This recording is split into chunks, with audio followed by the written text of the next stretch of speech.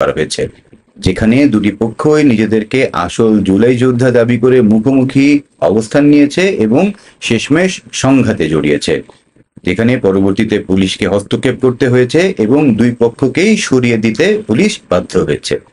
এখন প্রশ্ন হচ্ছে, এখানে কে আসল জুলাই যোদ্ধা এবং কে ভুয়া জুলাই যোদ্ধা? এক পক্ষ অন্য পক্ষকে দাবি করছেন ভুয়া এবং নিজেদেরকে বলছেন আসল জুলাই যোদ্ধা। এই সব কিছুর পেছনে কি কোনো বিশেষ রাজনীতি আছে? সে বিষয়ে আলোচনা থাকছে আজকের ভিডিওতে।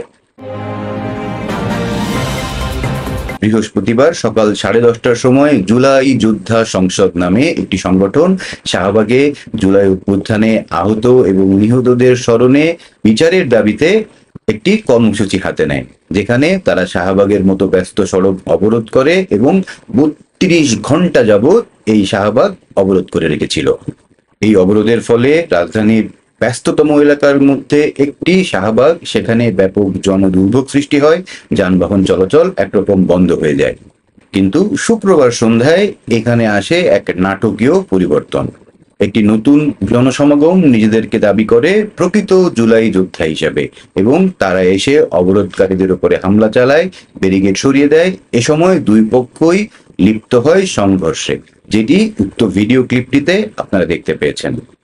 উক্ত উত্তপ্ত অবস্থায় পুলিশকে হস্তক্ষেপ করতে হয়, তারা লাঠিচার্জ করে দুই পক্ষকেই সড়ক থেকে সরিয়ে দেয়। এতে উভয় পক্ষেরই বেশ কিছু মানুষ আহত হয়েছেন বলে পত্রিকা মারফত আমরা জানতে পারছি।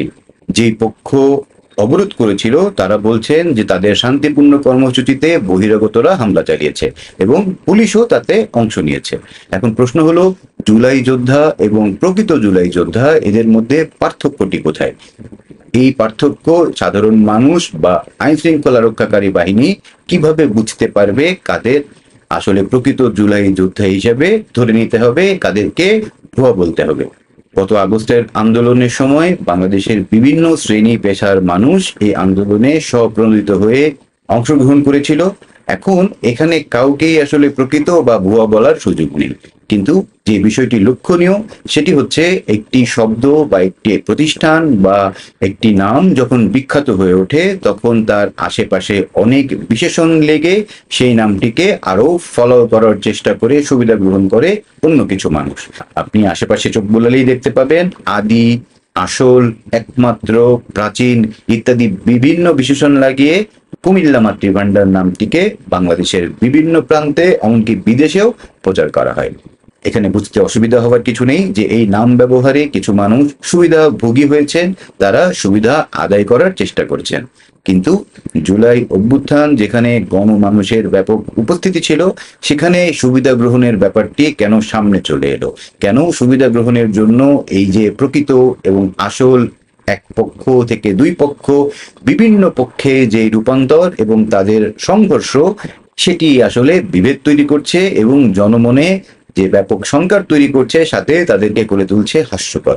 এই ব্যাপারগুলো কি তারা বুঝতে পারছে, নাকি সুবিধা পাওয়ার লোভে তাদের এই বোধ বিলুপ্ত হয়েছে?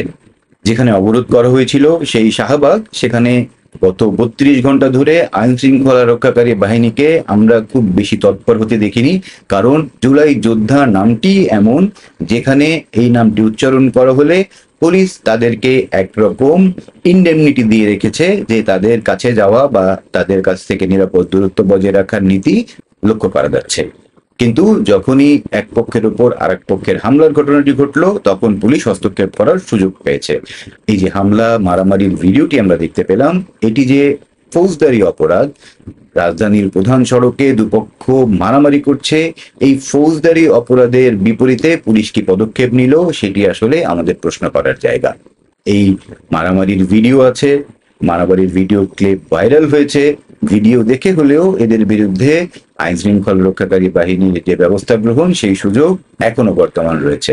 আমরা আশা করব আইন শৃঙ্খলা রক্ষাকারী বাহিনী সুস্পষ্টভাবে প্রকৃত দোষীদের খুঁজে বের করবে এবং তাদের আইনের আওতায় আনবে। কিন্তু এখানে আরো কিছু প্রশ্ন না তুললেই নয়।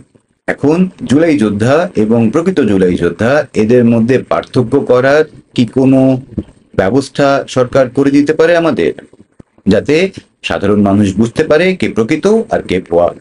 পুলিশের দেরিতে হস্তক্ষেপের যে কারণটি আমার কাছে যুক্তিযুক্ত মনে হয়েছে, সেটি ইতোমধ্যেই আমি আপনাদের সাথে শেয়ার করেছি। মূলত বাংলাদেশের রাজনীতির যে সংস্কৃতি, দোষারোপের সংস্কৃতি এবং আক্রমণ হামলার যে সংস্কৃতি, সেটি কি ঢুকে পড়েছে এই জুলাই অভ্যুত্থানে যারা সামনের সারিতে ছিলেন, যারা আন্দোলনে অংশ নিয়েছেন তাদের মধ্যে? তারাও কি রাজনীতিকীকরণের অংশ হিসেবে পরিচালিত হচ্ছেন এখন? এই প্রশ্নটি আমাদের উত্থাপন করতেই হয়। আবার যদি আরেকটি দৃষ্টিকোণ থেকে বিশ্লেষণ করি, তাহলে দেখা যাচ্ছে যে একদল অবরোধ করেছে, আরেক দল গিয়ে অবরোধ থেকে তাদেরকে সরিয়ে দিয়েছে। তাহলে জনদুর্ভোগের চিন্তা করে যদি পরের পক্ষ আগের পক্ষকে সরিয়ে দেয়, তাহলে জনহিতকর কাজ করেছে পরের পক্ষ। কারণ আগের পক্ষে যারা ছিলেন তারা জনদুর্ভোগ সৃষ্টি করেছেন, তারা অল্প কয়েকজন মানুষ মিলে শাহবাগের মতো একটা ব্যস্ত রাস্তা বন্ধ করেছেন। যে জনসমাগম আমরা পত্রিকায় বা ছবিতে দেখেছি, তারা জাদুঘরের সামনে বা কোনো ফাঁকা জায়গায় তাদের এই কর্মসূচিটি করতে পারতেন।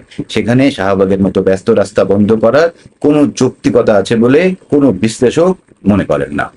জনগণের দাবি থাকবে সরকারের কাছে, সেটি খুবই স্বাভাবিক, কিন্তু জনদুর্ভোগ সৃষ্টি করা, রাস্তা বন্ধ করার এই যে সংস্কৃতি, যেটি আগেও ছিল এখনো আছে, তাহলে নতুন বাংলাদেশ এতে নীতিগত বা আদর্শগত কি পরিবর্তন এলো? সেই একই কাজ রাজনৈতিক দলগুলো যেগুলো করে এসেছে, সেই কাজ যদি এখনো মানুষ করতে থাকে, তাহলে নতুন নতুন যেই আশার কথা বিভিন্ন জায়গা থেকে আমরা শুনতে পেয়েছিলাম, সেখানে আমাদের আশাহত হওয়া ছাড়া আর কোনো গতি থাকে না। আমরা জানতে চাই, শাহবাগে কেন দুপক্ষের মধ্যে এই মারামারির ঘটনা ঘটলো? আসল এবং প্রকৃত জুলাই যোদ্ধা এই দুটি ভাগ কেন আমাদের সামনে আসলো? কেন এই দিন আমাদের দেখতে হলো যে দুটি পক্ষ নিজেরা নিজেরা মারামারি করছে, নিজেরা নিজেরা সন্ত্রাসের রাজত্ব কায়েম করছে এবং সেখানে পুলিশের হস্তক্ষেপ করতে হচ্ছে? এই যে ঘটনা, এটি কি বাংলাদেশের রাজনীতির অদ্ভুত এবং অস্থির বাস্তবতাকেই আমাদের সামনে নিয়ে এলো?